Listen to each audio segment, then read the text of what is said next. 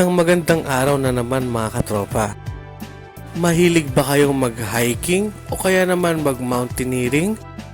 Nakapasyal ka na ba sa Bohol para makita ang Chocolate Hills? O kaya naman ay nakapasyal ka na rin ba sa Batanes upang makita ang nagagandahang landscape?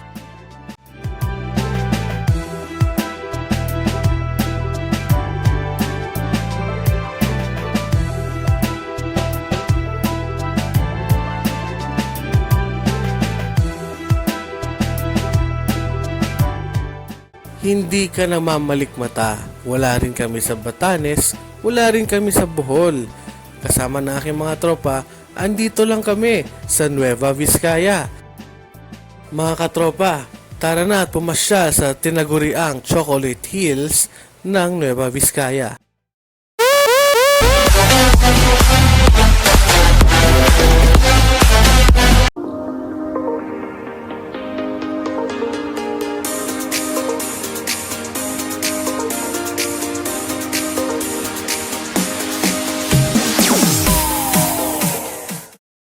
Ngayong travel natin ay meron akong mga kasamang mga katropa natin. Papakilala ko sila sa inyo. Mga kilalang vloggers dito sa lugar, probinsyano. Ito naman si Renz, Maiko, Domi Moto, Peg Moto 24, Jeff Feliciano, and also Kuya Collins and Kuya Herman na wala pang YouTube channel.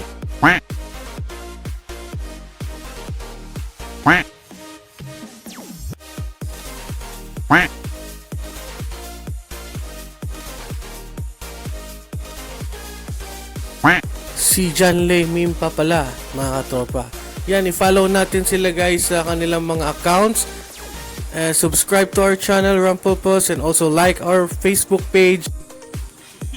Hanapin nyo lang po ang RUMMPLEPUSS sa may search button.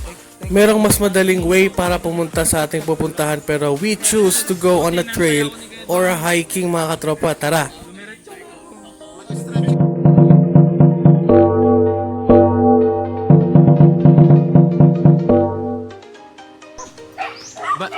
Balihan yung unang challenge.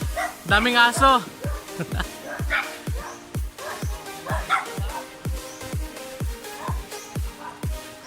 Ayos na, simula pa lang, bundok na. Walang buwelo-buwelo. A few moments later. Kasi simula, hingal na ako. Taas. Oh, nangyari. Tawalis. Ano? Wala.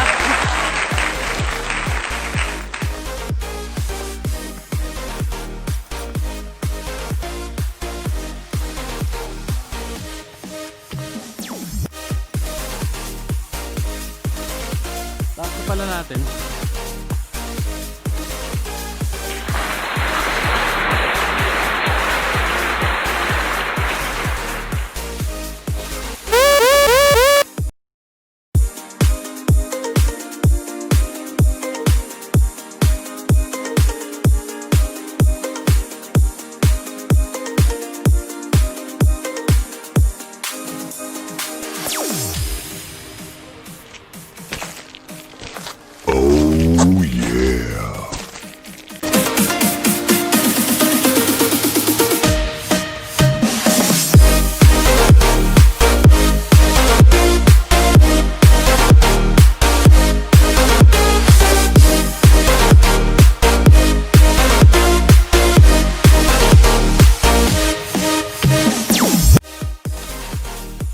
Sa trail na ito ay talaga masusubok ang iyong endurance dahil ang slope dito ay napakatirik, mga katropa.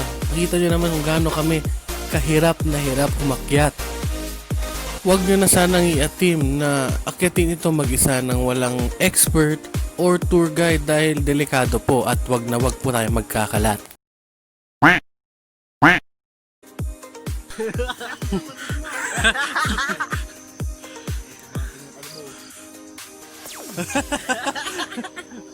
Ayaw tayo padaanin, biglet. Kuya Jeff, magkapat mo. Dali ka muna. Hindi, sige, bibidyo ko. Kuya Herman, ikaw mauna. Ayan, may kalabaw eh. Oh. Yan na. Oh, no, no, no, no. Sige, salap na ako. Daanan natin yung kalabaw. Ano to eh? Landmark to actually. Uy, loko. Ginagawa mo. Uy, loko. Uy, meron pa. Albino. Ang albino. Uy! Oh, dalawa naman oh. Magtatamdil ako eh.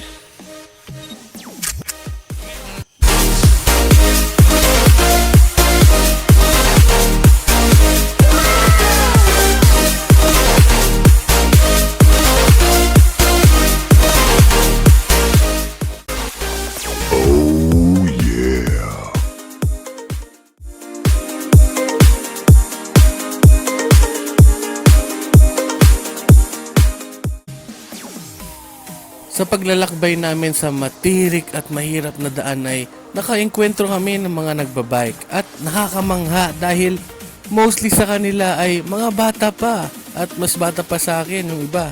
Ayan po.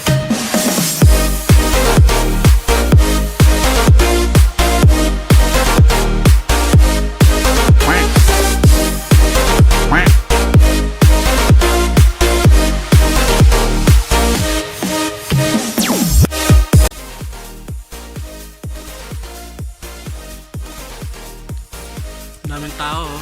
Dude. Yan. Akyat pa tayo dun. Kaya pa? Let's go! Sulit na sulit ang mahigit isang oras na pag-akyat mo dito sa trail na ito dahil sa dulo makikita mo naman na parang Batanes o kaya naman parang Chocolate Hills ng Bohol. Napakasariwan ng hangin, napakagandang tanawin mga katropa. At isa pa, tanaw na tanaw mo rin dito ang buong Bayombong at Solano o kaya iba pang town ng Nueva Vizcaya. Kaya kung pupunta ka rito, isasuggest ko talaga na mag-hike ka na lang compared sa pupunta ka sa alternative routes kung saan pwede daw mag-bike or mag-motor. Ngunit nakikita nyo naman dito na bahagyang nasisira na ang ibang parte ng mga burol. Kaya kung sana ay mag-hike na lang lahat or maglakad na lang po dahil nasisira po ang mga ibang bahagi.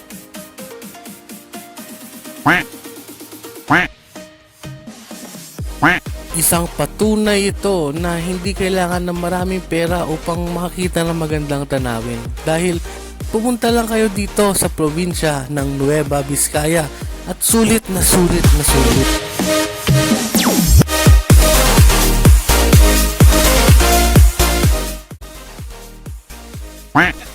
Ginagawa mo.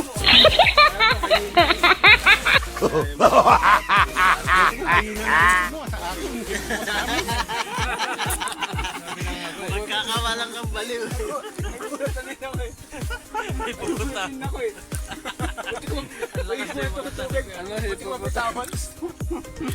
Yung mulpot bigla sa tubig. Nasa ilalim.